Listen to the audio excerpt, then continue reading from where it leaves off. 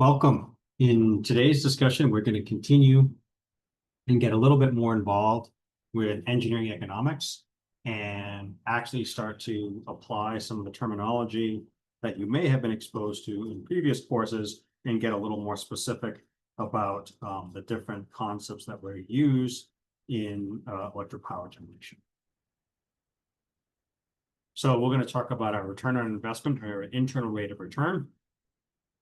We're going to do infinite horizon cash flows, sort of that fixed charge rate that we talked about in the supply side economics discussion, and then we continued a little bit with engineering economics. We're going to include two new topics: inflation, or the effects of inflation on investments, as well as escalation. So inflation and escalation are two slightly different things. They have the same impact in terms of your bottom line, but inflation is sort of like the general price of goods and services, whereas escalation typically refers to fuel. We're going to expand our capital recovery factor and see how we can come up with equations. And then the last thing we'll cover is levelized busbar costs, which are sort of coming up with a levelized cost over the life of a project. Okay, so let's take a look at an example. So you want to invest $5,000, and after 20 years, your investment is $13,000. So we can do a pretty simple calculation and figure out what our return on our investment is. So we can take our $8,000 difference, and we can divide that by initial $5,000. And just on a percentage basis, we gained about 160% over the course of a 20-year period. So we can divide that by the number of years, and we see that we get about an 8% return. Now, that is a very basic way of calculating things because it doesn't include the fact that compounding interest concept that we introduced last time. We can modify our original equations of, trying to determine what our internal rate of return would be with inflation. So in this case, we have our percentage basis, our capital R, and what we're trying to solve for is our lowercase r, which is the actual rate of return with compounding interest because we're doing it over t periods. So we do a little bit of math, and what we end up with is approximately 4.9% is the actual rate of return when we include the concept of annual compound. So this investment doesn't look as good as we originally did, which is the 8% calculation. We're now down below 5%. So now your decision is this particularly a good investment when our rate is a lot closer to what we could get in a long-term CD? And our investment of $5,000 for 20 years, that's a very long time horizon. So you may opt to not go with this because you can find some pretty easy other options to go ahead and compete with this particular investment. So let's do a cash flow diagram for this. And what we say is we can do a comparison so that our net present value is 0. So if we outlay $5,000 and at the end of 20 years, we get $13,000 at an interest rate of 4.9%, then this is it's basically your net present value is 0. So this is an equivalence case where the two are in fact the same. So this is when your decision is, if I can get a higher interest rate, then my net present value will be lower or a negative number. Wherever my interest rate is lower, then I would actually get a net present value that's positive.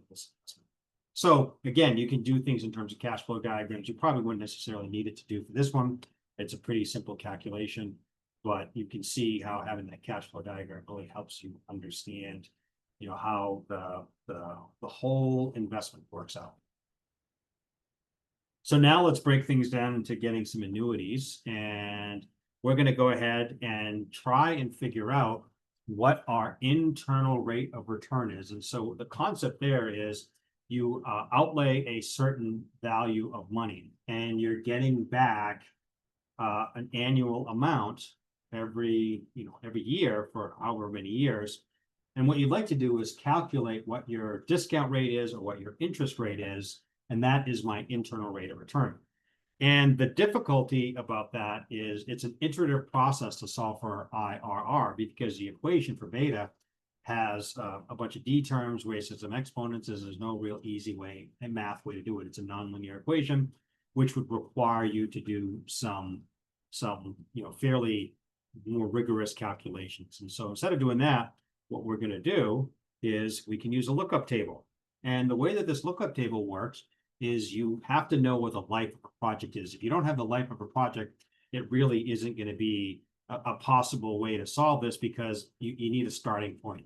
So the first thing you do is in the first column, you pick which is your anticipated life expectancy of the project. And then you're going to go over and you're going to see where your P divided by A, so your initial outlay divided by your annuity payments, is going to be equal to a certain number. So you can see if it's a 3% rate of return and it's a 5-year, you get an internal rate of return of 4.58. Or if this project was going to last for 30 years and you got your P divided by A is 19.6, then again, it's 3%. So you can see where you can get these numbers, and you can go ahead and use that, and we'll see an example. So here's our example. We made an initial investment of $30,000, and each year we're going to get $6,000 for the next 8 years. So we would take our 30 divided by 6, and we would get 5. Then we would look up the table for 8, and then we would see what our internal rate of return is. So we look for our 8. So we're in our column, our row 8, and we start going to the right until we see where that number is 5. So it's somewhere between 10 and 12% is where we get that number 5. So our internal rate of return is probably going to be really close to 12%, but a little bit less than 12%. So you can do that calculation, and you can do it that way. And so if that's your internal rate of return, then you have a 12% interest rate. So now you can make a determination, are there other options, are there other investments that can return better than 12% over the next 8 years? You can't really compare different terms unless you're really worried about risk over a certain period of time, and then maybe you want to reduce the term, but then your interest rate you have to have lower expectations for interest rates. Another way to do this, and this is what I tell people whenever you're trying to do nonlinear, if it's possible to do a 2-dimensional graph, it makes things very, very easy to do sort of a trial and error approach. And so this is just a brute force trial and error. So what I did over here is I put in $6,000, and then I put in my beta equation to basically my present value function to go ahead and figure out what the present value function would be for a specific interest or discount rate, I, over a term of 8 years. And then I just started plugging and chugging. I put in 1% per I, and I got a present value of over $45,000. Then I got 2, and I got, whatever value it is. And then I just kept going until I hit 16%, and then I stopped.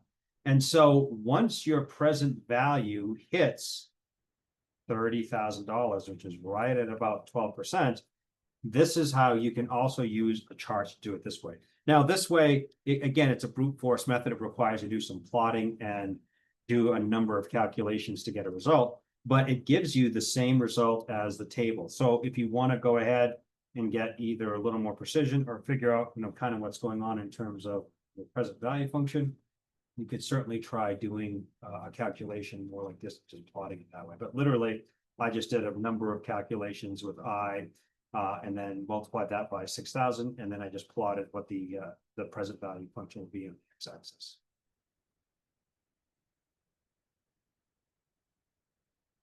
All right, let's take a look at another example. So we have a more efficient refrigerator than the current one we have. It's going to cost us $1,000 for our initial outlay for cash. Or maybe we need to buy a new refrigerator, and we can decide, do we want a more efficient version or a less efficient version? So if we're doing that approach, what we're saying is we don't even necessarily care what the initial cost of the refrigerators are. It could be $50,000, But what we're looking at is a delta. We have to purchase a refrigerator. So our net present value for the refrigerator purchase perhaps would be a negative number, but we need to buy a refrigerator no matter what. So this is what we're looking for, is what would be the most cost-effective option. So we have a refrigerator that incurs an additional $1,000, but we get an additional $200 of energy savings annually. We have a lifetime expectation of the refrigerator at 10 years. So now we're going to go ahead and calculate the IRR. So first thing we do is we determine what our 1,000 divided by 200 is going to be. You can see that that's 5. And then we're going to use our lookup table over a 10-year period to see where we get with 5. So we're going to go back up.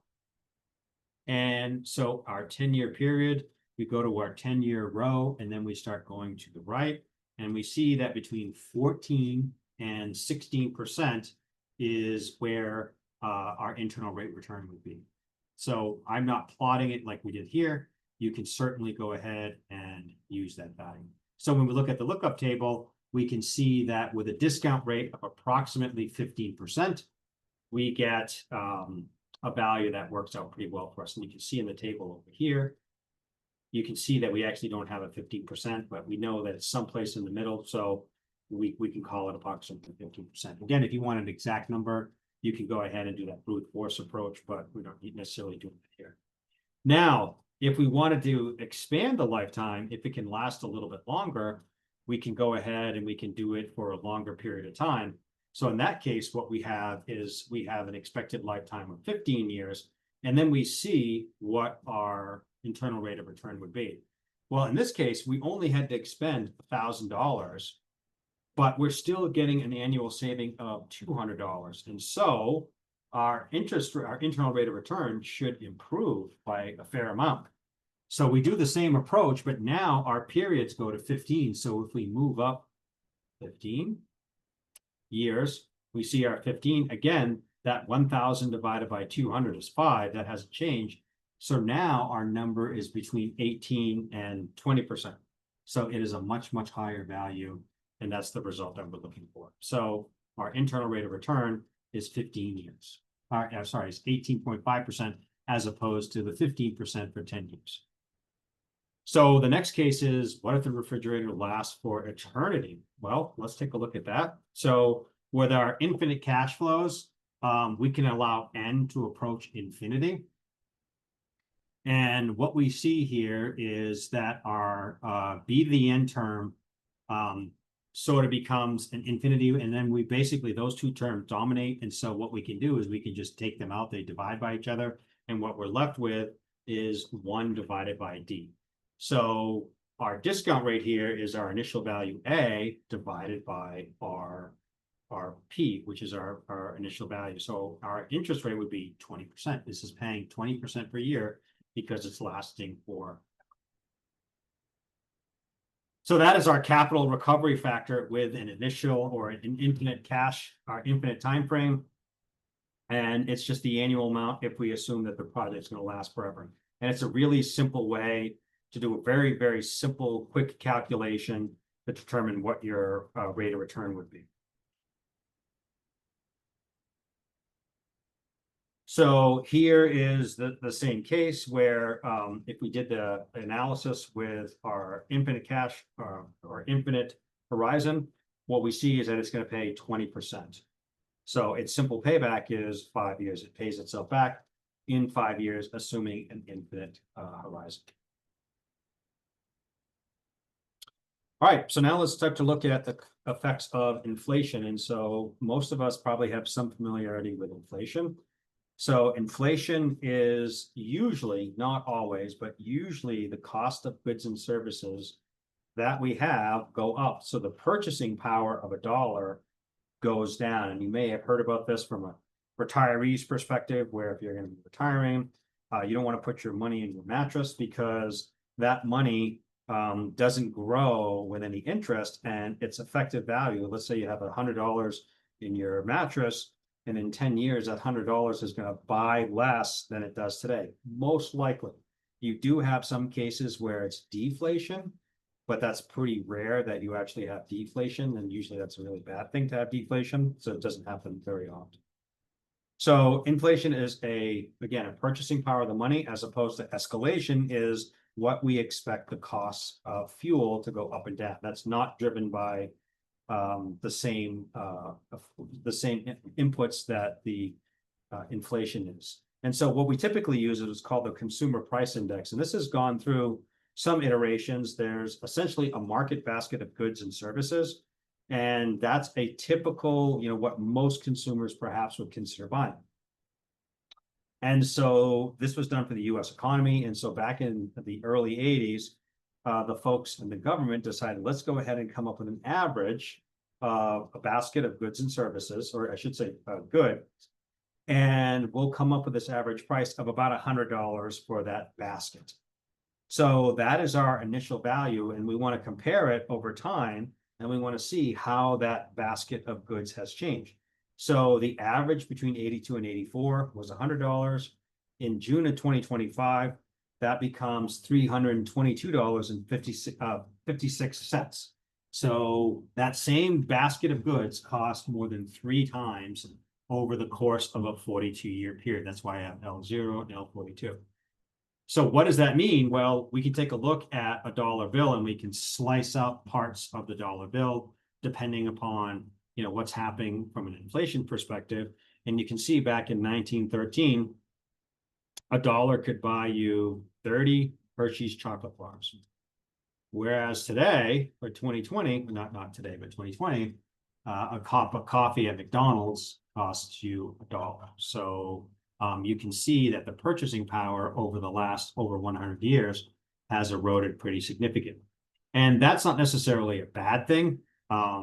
We expect that goods and services will get more expensive because people's salaries increase, and it's not unreasonable to go ahead and expect that. So a dollar today is likely to have less value tomorrow. And again, that only applies if you have deflation. And if you look in 1930, the purchasing price of a dollar jumped quite a bit, and it was above that for about a decade. So you had some deflation that occurred, and as a result, the purchasing power of a dollar had gone up. But if you look at the dollar over time, it hasn't changed too much. It usually has gone in a downward trajectory.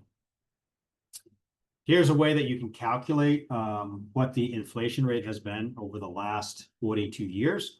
So I just showed you the calculation to calculate what E is, our inflation rate. That's just the term we use. We don't use the D or the I because we try to differentiate between the two. It's pretty important that we do differentiate between the two.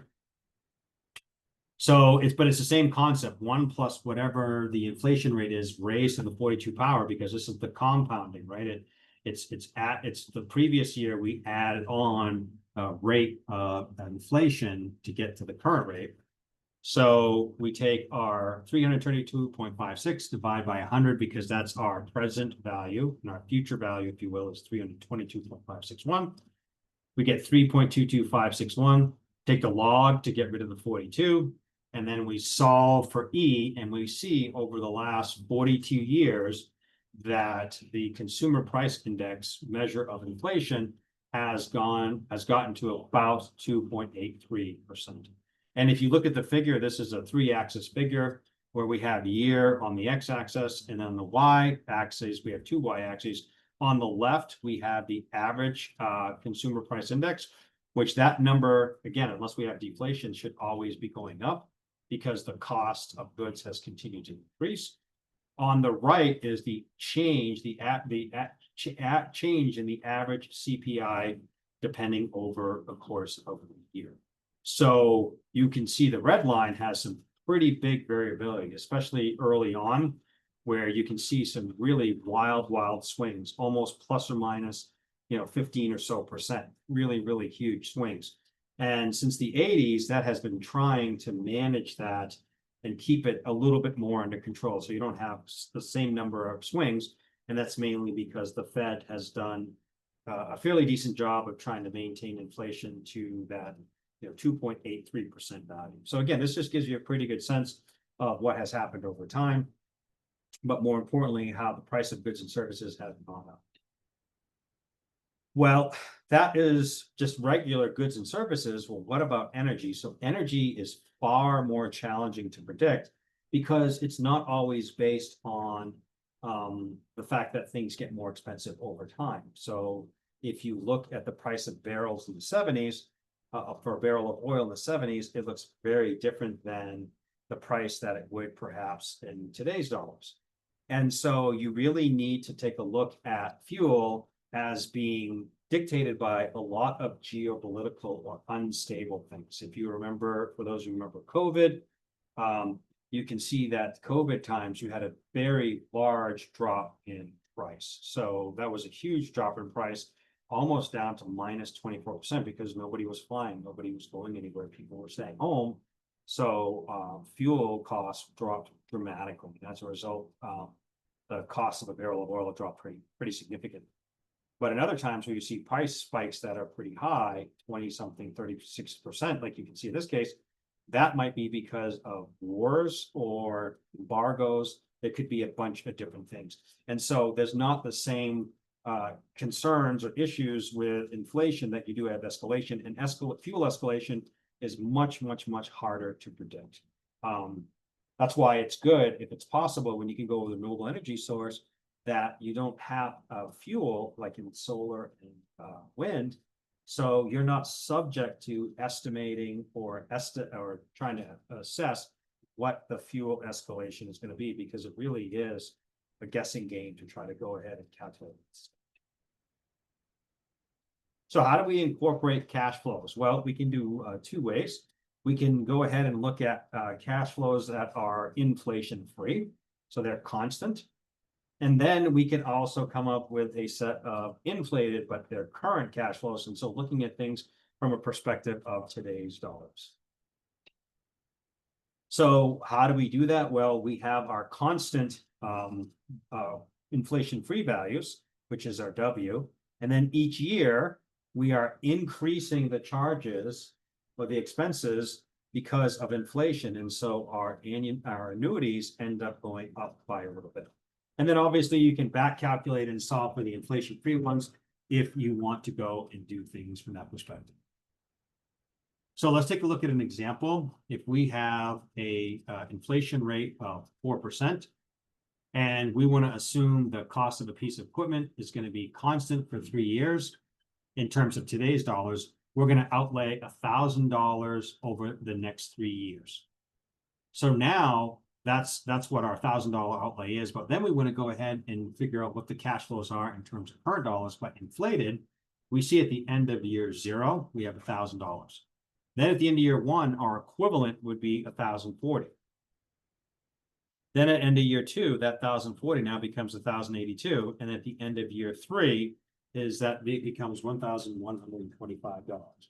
And so the concept here is that if you have $1,000 today for an inflation-free perspective, that's equivalent to outlaying $1,125 in 3 years. So your decision about doing this project should consider the fact that yes, it costs you $1,000 in today's money, so you're paying an equal amount, or that's the appearance. But in fact, in 3 years, you're going to be paying $1,125 for this particular purchase. So how are we going to include inflation? We're going to have to come up with a new term, if you will, to include the effects of our rates and all that stuff. But this equation is just our present value function. And you can see that we can write it sort of just as a Taylor series expansion going out all the way to n, or we can do the generic one.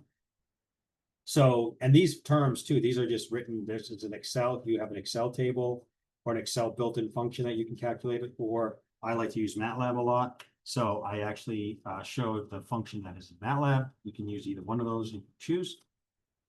But the first thing we're going to do is we're going to compare a present value function without inflation. So we have the 1 over 1 plus d plus 1 over 1 plus d squared all the way to the n term. Now, when we include the effect of inflation, that initial dollar that we invested is not $1, it's 1 plus e. To be able to purchase that same amount of, that have that same purchasing power, we need to increase the present value, the amount that we're outlaying. So the 1 in the numerator is no longer 1, it becomes 1 plus E. And so we have to inflate it for each year. So 1 plus E squared, because again, compounding. And then we go to the last term, 1 plus E to the n. So now, instead of having a present value function with a D term, a discount rate, an E term, an inflation rate, and the number of periods, we're going to combine the D and the E term into one term, and it's going to be called an equivalent discount rate, which is including the effects of inflation. So we'll set up our equality that we have 1 plus E divided by 1 plus D, and that's going to be equal to our $1. And then instead of our discount rate, it's just going to be an adjusted discount rate to include the effects of inflation. So what we're saying there is we're no longer getting a discount rate of 10%. We're getting a reduced discount rate because the inflation takes a bite out of that 10%. So instead of trying to adjust the dollar, we'll just adjust the discount. And so by solving for that, we get this D prime, which is D minus E over 1 plus E. And then hopefully what you see is that in all cases, your D prime is going to be less than your discount rate. And again, that's almost always because you have inflation and not deflation. So let's include do our calculation for a premium motor, but we're going to include our inflation. And we have a premium motor that costs an additional $500. So again, I'm not including what the costs of the actual motors are. I'm really just focused on what would be the actual net present value of going from one to another. So I don't have to compare. I don't have to include all the costs. I can take that out of it. It doesn't have any. It doesn't matter because I'm saving an extra $500. It's costing extra $500, but then I save $192 a year. So it's going to be 20 years, and our discount rate is 10%, but our escalation or our inflation is 5%. That's where we're predicting our electricity costs to go up by. So the first thing we have to do is adjust the discount rate. So we're going to end up with 4.76%. Then we're going to calculate our present value function, which is 12.72 years, and then we'll calculate our net present value. So what we see is our savings, our delta A is our annual savings in electricity, $192 per year. Multiply that by our present value function, 12.72, and subtract our initial outlay, and we see that our net present value is $1,942. Now, that seems pretty good, but if you took out the fact that you have inflation, so our costs of electricity per year are inflating by 5%. So we're not saving $192 in year two. It's going to be even greater savings because our costs have gone up. So that's why if we neglect any inflation, we're only getting $1,135 as opposed to $1,942.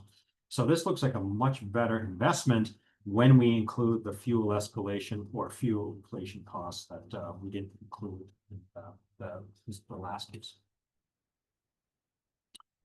So again, all we have to do is we adjust our equations to do our annuities by essentially having our fixed annuities, and then we just include our D prime equation for our inflated cash flows. That's all we're doing. We're just changing our term to D prime instead of our discount rate. So let's go ahead and put in a upgraded HVAC system. That's going to save us a fair amount of energy. We're going to go from 2.3 gigawatt hours to 0.8 gigawatt hours. And this is a big plus, we're going to reduce the peak demand by 0.15 megawatts. And if you recall, when we looked at energy costs, we talked about a ratcheting demand energy cost. So we're paying for 0.15 megawatt demand that we're actually not getting any energy for, because the utility system has to design their system to be able to provide to supply the peak capacity. So they have to invest a lot of money that is not getting utilized. So they need to be paid back with that additional cost. So they do charge for demand. These are for industrial customers typically. So our electricity costs are $60 per megawatt hour, and we are getting $7,000 per month per megawatt is what the prices are. And these prices are going to escalate. Our electricity is going to escalate at 5%. So now we need to figure out what that investment is going to look like. So we have to outlay $500,000, and it's going to last for about 15 years. We want to calculate what the internal rate of return is for this particular project. So the first thing we're going to do is figure out what the annual energy savings are going to be without any inflation costs. So we're going to save, or escalation, we're going to save about $90,000 per year. In addition, we're also going to save just under $13,000 in demand costs. So the total amount that we're going to save per year is $102,600. So now we're going to calculate the internal rate of return without any fuel inflation. And so our net present value is going to be 0. So again, we have to go back to our table. That's back a few slides. We take our $500,000, divide it by 102,600,000, and we are 600, and we end up with about 4.873. So again, looking at the 15-year row, we see that we get a discount rate not adjusted for inflation at 19%. So now we're going to go ahead and include fuel escalation. So again, we're outlaying $500,000 now, and we're saving that 102,600 initially, but each year the costs of electricity and demand are going to increase. So what we need to do is we should be getting a better discount rate because we paid $500,000 up front. We're not escalating that. We're not including any effects of inflation. That money's already gone. So when we do our calculation, we end up with 25% for our discount rate. So a much better discount rate including fuel escalation as opposed to. We can also use the formula on the bottom here if you want, which is including the effect of inflation. It really just depends on what you want to do and then solving for E that way. So if we're going to count inflation, again, that makes our perspective really important because it is difficult to predict or difficult to get a sense of what $1,000 will feel like in 20 years. We have a pretty good sense of what $1,000 will buy you today, but in 20 years, it really doesn't have that same impact, and it's hard to kind of get a really good feel of what's going on. So what we need to do is it would be worthwhile to take those dollars and bring them back to what they are affecting, what they feel like today. So if we can do a uniform set of cash flows, when our inflation is greater than 0, we get this real decline in our cash flows. So how does that apply? Well, we have to spend money for any project. Let's just pick a renewable project. And you're going to borrow that from a bank or investors or whatever you want to do. If you have cash on hand, that is not always the best, at least investment option. Most people prefer to borrow money from individuals, and then they make a rate of return on that. It takes up less upfront cash to do that capital. So you can end up doing projects and hopefully making money sooner, where the other people have money on hand. So they've already earned their money, let's say, and you're trying to get there. So that's why it's usually borrowed. So most projects, they borrow money to build. So another way to say is that we can have a loan that has an interest rate, and then we get the investment costs into a series of equal annual payments to pay back the loan. Again, that's typical when we buy a car or buy a house, when you just look at the principal and interest payment portion only. So we're going to use infinite cash flow set. And again, we're going to use our present value function by giving a bunch of annuities. So here's our present worth. Here's our equal payment term. And then this is our present value function. So we're going to go ahead and calculate what that is. But instead of using that expression, the D times BN over 1 minus BN, we're going to call that our capital recovery factor equation, which makes sense, right? It's the way of calculating how the investor can get paid back what they lent out. And you can actually do it in a manageable way, meaning you're not going to have to outlay all the money up front. You can make annual payments and go that way. But if we don't multiply P, then it really is just going to have the units of 1 over years. It tells you how quickly that initial investment is going to be repaid. And again, there's some built-in functions in MATLAB. There's nothing defined in MATLAB. You can always write a script to do that, but almost all business calculators have these ones built in. And if you're using newer programmable calculators, you can always download, and I believe you can do this on the TI-89. I'm not exactly sure, but I believe you can download the business add-ons where you can actually have these calculations built in. So if you want to go ahead and play around with that, if you want to do more business calculations, feel free to give that a try. All right, so let's take a look at an efficient air conditioner. My efficient air conditioner incurs $1,000 investment, but saves about $200 a year.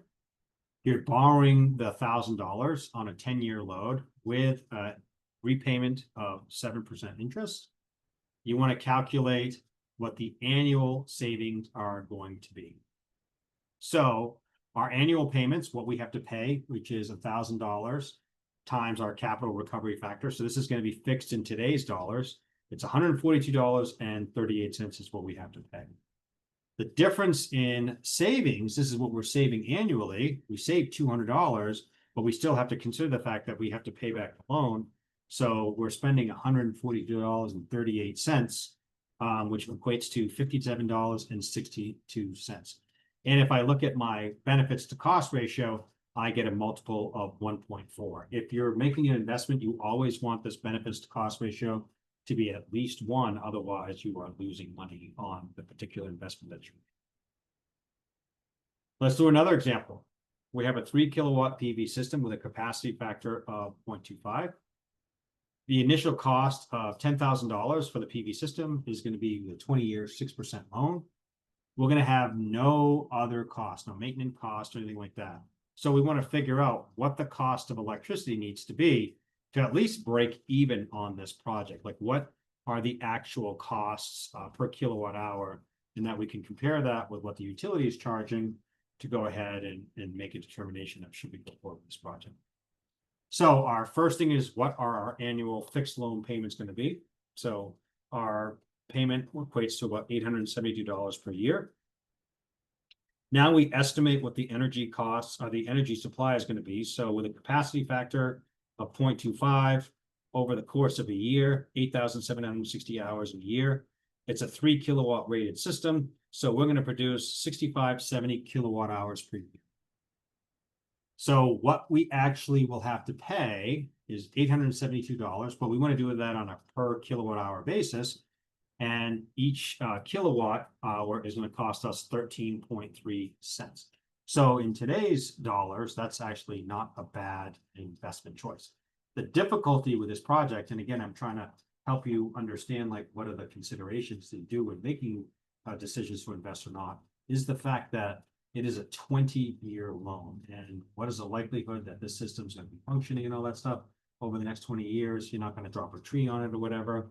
That's going to be tough. It might also need maintenance. Like, one of the things that some people don't consider on the roof is sometimes you get leaves build up and block things, or you have trees in your neighborhood that are blocking, and that can have a pretty significant impact on the output of a PV array. It's called shading.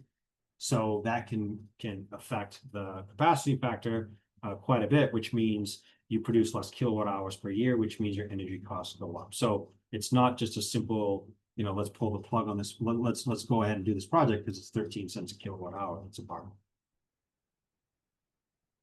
So now we're going to expand this to a term that we'll see in industry. It's called levelized bus bars. So we want to compare those, and we want to include inflation, any investment costs, and any variable costs. And we also want to bring that to today's dollars because, again, that's our perspective. It's easier to look at things from a perspective from today. So we're going to do present worthing of all the cash flow, bringing in today's dollars. And then we're going to determine what the equivalent annual uniform cash flow set will be. And that's going to be, again, fixed over the course of, for the time of a project, for that, ease of comparison. And we're also needing to calculate what the yearly generation will be, because we need to figure out what the dollars per kilowatt hour of energy produced is going to be.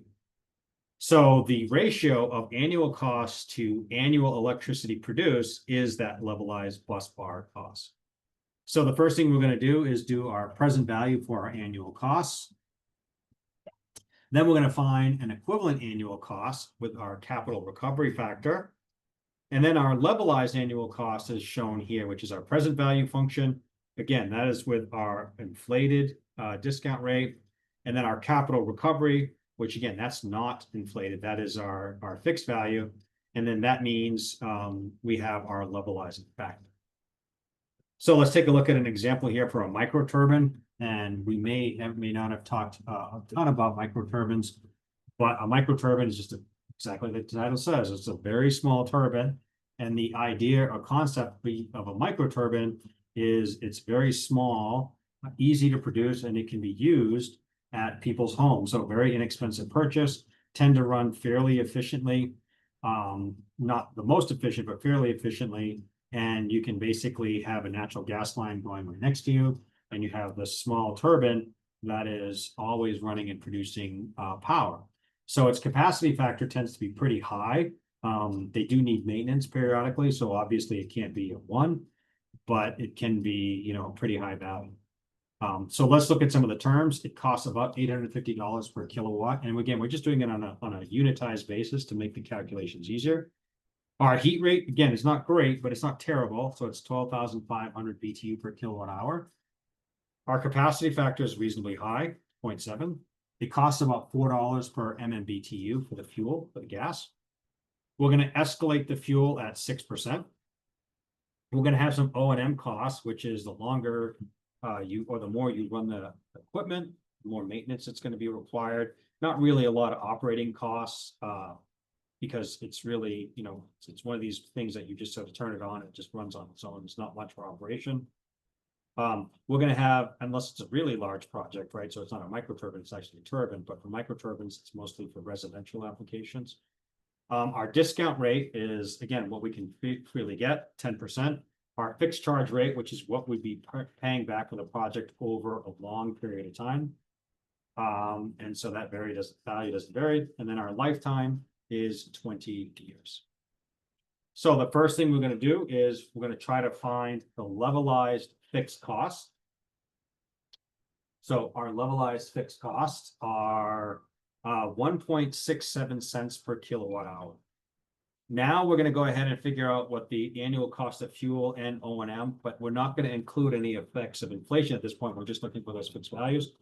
We end up with 5.2 cents per kilowatt. Now we're going to levelize those. So we're looking for a levelizing function, and so the equation is shown there. And now we're going to also include our discount rate that has been adjusted for fuel. So we have our 0.0377 as opposed to the 10. Then our levelizing factor is 1.62. So here it shows the comparison of the actual energy costs, including inflation. But if we annualize it and we levelize it over the course of time, this is again allowing us to compare, you know, what that would look like over the duration of a project. And so you can see costs start low, but then pretty quickly ramp up. And then the fuel costs are pretty high. But again, if we're trying to compare it in today's money, at 13.3 cents a kilowatt hour, or whatever we're looking for, you know, that's what we're trying to compare it to. So when we annualize it, we end up with about 8.4 cents per kilowatt hour.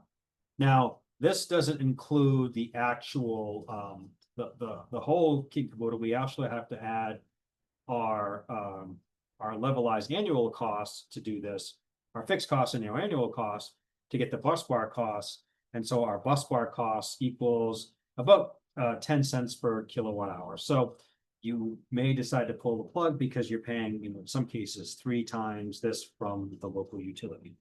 Now, again, this is a 20-year life cycle, so very, very, very long time horizon to pay this back. So that is a real challenge. The other thing to consider too is, you know, like what are the issues with reliability? So one of the things that we don't talk too much about, you know, disconnecting from the grid and just running off a microturbine, for example, is the fact that we don't have the same reliability. We looked at the capacity factor for this particular project of being 0.7, which means it's running full out at 70% of the time. Well, there might be times when it's not running at all, and that means you have no power available to you. And so generally speaking, if you can, it's always better to be interconnected to the grid. And if you can do a net metering application where you put, let's just say during the day you're not home and it's really, a sunny day and your PV system is cranking out kilowatt hours, you're actually using the grid as sort of a battery. It's not truly a battery, but you're banking kilowatt hours as indicated by your meter. And then at night, when your PV system is not operational, then you are sucking in kilowatt hours from the grid. But the thing is, you banked a number of kilowatt hours during the day, and so you're not getting charged for those additional kilowatt hours. And so there's a lot of discussion about is net metering a fair approach? Because for people who don't have that, there are incurred costs, right? Because the utility has to be able to distribute that load and they get losses in the system. And then also they have to be able to get the generation, and then they have to dispatch the line. So there are some additional costs. And so there is some discussion about fairness and net metering. So it's a real mix, depending on the time frame. Your state may or may not be a fan of net metering, and that can come and go as necessary. But the general rule of thumb is if you designed a project and selected it and you've gotten it built when net metering was approved, typically they allow the net metering to continue even though the state laws may have changed and no longer allow it. So you can't always guarantee that that's going to be the case, but that's something to consider. So again, when we're talking about these 20-year projects, this is again cranking out at 3 kilowatt hours. But if you don't have demand and you're not getting the benefit of net metering, then you're basically giving the utility free energy. So it's a factor to consider when you're talking about very long time horizon projects. So again, just a little bit. Okay, that was my last slide on engineering economics. Hopefully you got a little bit of an appreciation of how to come up or how to develop some cost estimates, or coming up with some sense of what would be a reasonable cost for projects and how to compare things. Again, if you want to do a pretty good price comparison of what current utility costs are, I encourage you to go to ISO New England's website, or you can even go to, if you're out of state, New York ISO has this. I imagine PGM, California ISO, I know does this, but all these different ISOs, they will tell you real-time pricing, and real-time should be in parentheses because it's usually delayed about 15 minutes, but they'll tell you what the going rate for electricity is. And you don't want to necessarily look at a really hot summer day as, a good arbiter, but you want to look like at a typical day and see what the costs are. And that's what, you're hoping to compete against. If you're going to be generating energy at a large scale, if you're going to be using it for your house, it's very different. But if you're not at 4 to 5 cents per kilowatt hour, unless there's some sort of state support or government support to get these projects moving, you're probably not going to be economically viable in the long term. So I hope you enjoyed this discussion, and thank you very much. And I look forward to talking to you soon. Have a wonderful day.